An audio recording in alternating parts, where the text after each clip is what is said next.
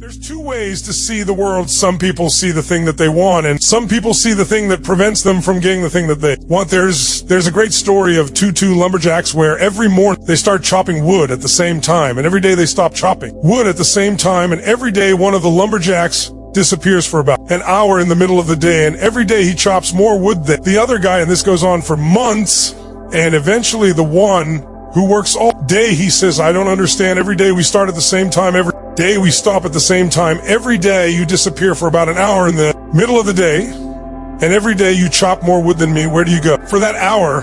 And the other lumberjack looks up and goes, go home and sharpen my axe. You know that if you take an infinite mindset, it's not about how much you can get done each day. It's how much you can get done over the course of a career, over the course of a lifetime. And you got to take vacations, which means you turn off your email and you turn off your phone.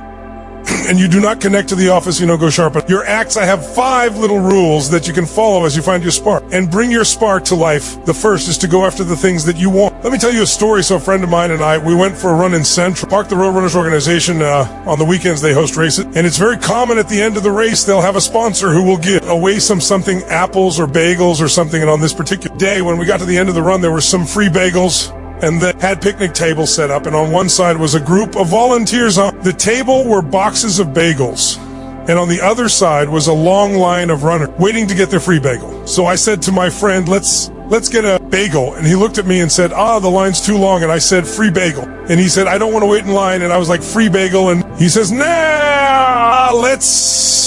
it's too long. And that's when I realized that there's two ways to see the world. Some people see the thing that they want, and some people see the thing that prevents them from getting the thing that they want. I could only see the bagels. He could only see the line, and so I walked up to the line. I leaned in between 2 people, put my hand in the box, and pulled out 2 bagels, and no one got mad at me, because the rule is you can go after whatever you want. You just cannot deny anyone else to go after whatever they want. So the point is you don't have to wait in line. You don't have to do it the way everybody else has done it. You can do it your way. You can break the rules. You just can't get in the way of somebody else getting what they want. Rule number 2, take care of each other. The United States Navy SEALs are perhaps the most elite warriors in the world.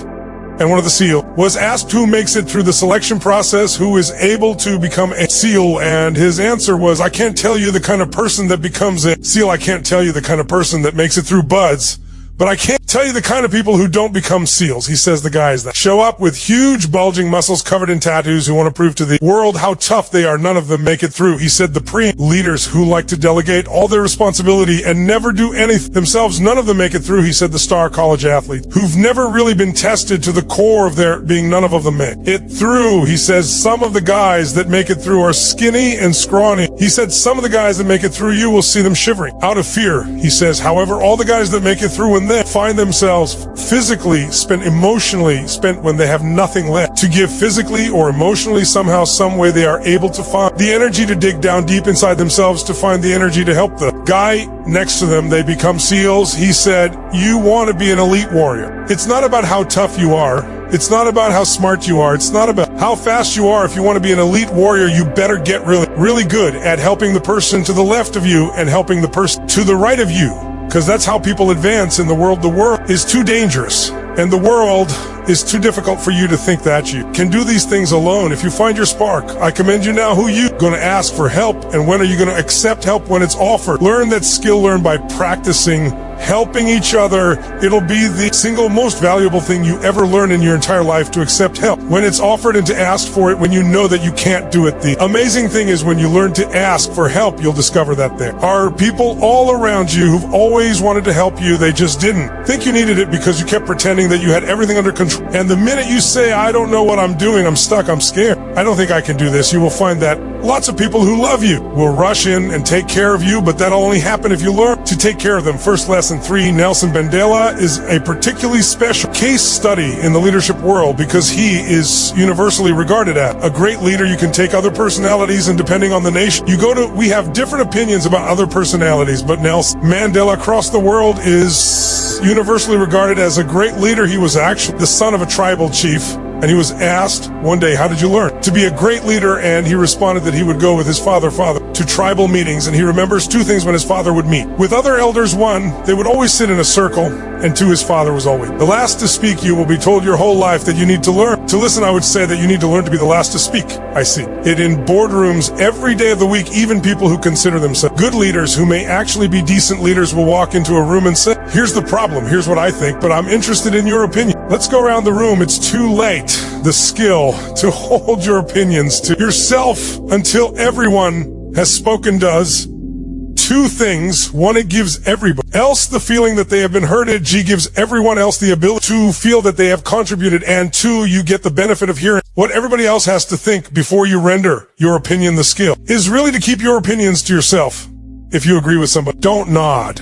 Yes. If you disagree with somebody, don't nod. No, simply sit there. Take it all in. And the only thing you're allowed to do is ask questions so that you can understand what they mean and why they have the opinion that they have. You must understand from where they are speaking why they have the opinion they have, not just what they are saying. And at the end, you will get your turn. It sounds easy. It's not practice being the last to speak. That's what Nelson Mandela did. Lesson 4 in the 18th century. There was something that spread across Europe and eventually made its way to America called perm fever, also known as the Black Death of childbed. Basically, what was happening is women were giving birth and they would die within 48 hours after giving birth. This Black Death of childbirth was the ravage of Europe, and it got worse and worse and worse over the course of over a century. In some hospital, it was as high as 70% of women who gave birth who would die as a result of giving birth. But this was the Renaissance. This was the time of empirical data and science, and we had thrown away things like tradition and mysticism. These were men of science. These were doctors, and these doctors and men of science wanted to study and try and find the reason for this Black Death of childbirth. And so they got to work studying, and they would study the corpses of the women who had died, and in the morning they would conduct autopsy. And then in the afternoon they would go and deliver babies and finish their rounds. And it wasn't until somewhere in the mid-early 1800s that Dr. Oliver Wendell Holmes realized that all of these doctors who were conducting autopsy in the morning weren't washing their hands before they delivered babies in the afternoon. And he pointed it out and said, guys, you're the problem, and they ignored him and called him crazy for 30 years until finally somebody realized that if they simply washed their hands, it would go away. And that's exactly what happened when they started sterilizing their instruments and washing their hands. The Black Death of childbed disappeared. The lesson here is sometimes you're the problem, and my point is take accountability for your actions. You can take all the credit in the world for the things that you do right, as long as you also take responsibility for the things you do wrong. It must be a balanced equation. You don't get it one way and not the other. You get to take credit when you also take accountability. I'll tell you a true story. A few months ago, I stayed at the Four Seasons in Las Vegas. It is a wonderful hotel. And the reason it's a wonderful hotel is not because of the fancy beds. Any hotel can go and buy a fancy bed. The reason it's a wonderful hotel is because of the people who work there. If you walk past somebody at 4C, and they say hello to you, you get the feeling that they actually want to say hello to you. It's not that somebody told them that you have to say hello to all the customers. Say hello to all the guests, right? You actually feel that they care now. In their lobby, they have a coffee stand, and one afternoon, I went to buy a cup of coffee, and there was a barista by the name of Noah who was serving me. Noah was fantastic. He was friendly and fun, and he was engaging with me, and I had so much fun buying a cup of coffee. I actually think I gave 100% tip. Right. He was wonderful. So, as is my nature, I asked, Noah, do you like your job? And without skipping a beat, Noah says, I love my job. And so I followed up. I said, what is it that the Four Seasons is doing that would make you say to me, I love my job? And without skipping a beat, Noah said, throughout the day, managers will walk past me and ask me how I'm doing. If there's anything that I need to do my job better, he said, not just my manager, any manager. And then he said something magical. He says, I also work at Caesar Palace, and at Caesar's Palace, the managers are trying to make sure we're doing everything right. They catch us when we do things wrong. He says, when I go to work there, I like to keep my head under the radar and just get through the day so I can get my paycheck. He says, here at the Four Seasons, I feel I can be myself. So we in leadership are always criticizing the people. We're always saying we got to get the right people on the bus. I've got to fill my team. I got to get the right people. But the reality is it's not the people, it's the leadership. If we create the right environment, we will get people like Noah at the Four Seasons. If we create the wrong environment, we will get people like Noah at Caesar's Palace, number 5. My favorite one of all true story, there was a former Undersecretary of Defense who invited to give a speech at a large conference, about 1,000 people, and he was standing on the stage with his cup of coffee.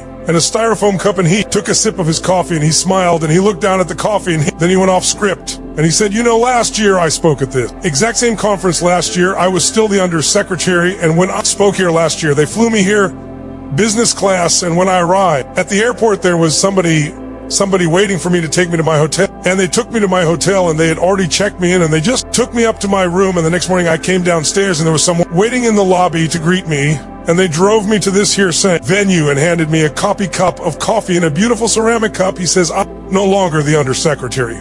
I flew here, coach. I took a taxi to my hotel and I checked myself in. When I came down the lobby this morning, I took another taxi to this venue. I came in the front door and found my way backstage. And when I asked someone, do you have any coffee? He pointed to the coffee machine in the corner, and I poured myself a cup of coffee into this here styrofoam cup. He says, the lesson is the ceramic cup was never meant for me. It was meant for the position I held. I deserve a styrofoam cup. Remember that. As you gain fame, as you gain fortune, as you gain position and seniority, people will treat you better. They will hold doors open for you. They will get you a cup of tea and coffee without you even asking. They will call you sir and ma'am, and they will give you stuff. None of that stuff is meant for you. That stuff is meant for the position you hold. It is meant for the level that you have achieved of leader or success or whatever you want to call it, but you will always deserve a styrofoam cup. Remember that lesson of humility and gratitude. You can accept all the free stuff. You can accept all the perks. Absolutely. You can enjoy them, but just be grateful for them and know that they're not for you. We're asking our youngest generation to work and succeed and find themselves and build their confidence and overcome their addiction to technology and build strong relationships at work. We're asking to do this, and these are the environments we've created. We keep saying to them, you're the future leaders. We're the leaders now. We're in control. What are we doing this?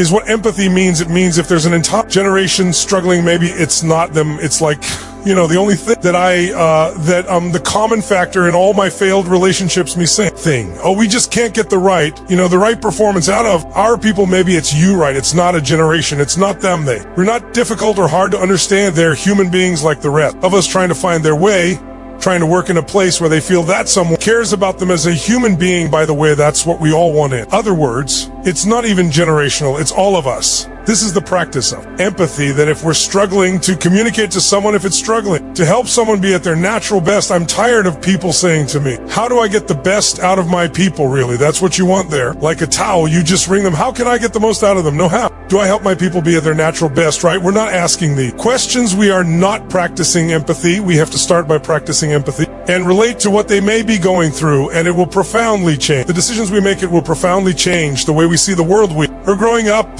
in a Facebook, Instagram world. In other words, we're good at putting filters on things. We're good at showing people that life is amazing, even though I'm depressed, right? And so everybody sounds tough, and everybody sounds like they got it all figured out. And the reality is there's very little toughness, and most people don't have it figured out. And so when the more senior people say, well, what should we do? They sound like, this is what you got to do, and they have no clue. So you have an entire generation growing up with lower self-esteem than previous generations, right? We know that engagement with social media and our cell phones releases a chemical called dopamine. That's why when you get a text feels good, right? It's why we count the like. It's why we go back 10 times to see if my Instagram is growing slower. I do something wrong. Do they not like me anymore? Right? The trauma for young kids to be unfriended, right? Dopamine is the exact same chemical that makes us feel good when we smoke, when we drink it, when we gamble. In other words, it's highly, highly addictive. That's basic. What happened? You have an entire generation that has access to an addictive, numbing chemical called dopamine through social media and cell phone as they're going through the high stress of adolescence. Why is this important? What's happening is because we're allowing unfettered access to these dopamine producing devices and media. Basically, it's becoming hardwired, and what we're seeing is as they grow older, too many kids don't know how to form deep, meaningful relationships. Their words, not mine. They will admit that. Many of their friendships are superficial. They will admit that they're friends, that they don't count on their friends. They don't rely on their friends. They have fun with their friends, but they also know that their friends will cancel on them if something better comes along. Deep, meaningful relationships is not there because they never practice the skill set, and worse, they don't have the coping mechanisms to deal with stress. So when significant stress starts to show up in their lives, they're not turning to a person. They're turning to a device. They're turning to social media. They're turning to these things which offer temporary relief. I believe loving your work is a right and not a privilege. I despise the fact, I lament the fact, I curse the fact that so few people get to say, I love my job as if they've won some lottery You know, you go out with your friends and somebody says, I love my job, and everybody goes, oh my God, you're so lucky, right? That to me is madness. Everybody, the vast majority should get to wake up and say, I love my job. It is a right. It is a God-given right that we should love where we work, and we should demand that our leaders provide an environment in which we want to come, where we want to care about each other, where we feel safe to express our vulnerabilities and our fears and our concerns, that we're open to correction and discipline and feedback, that we're not defensive because we know that it's being given to help us improve and grow, and we want to improve and grow.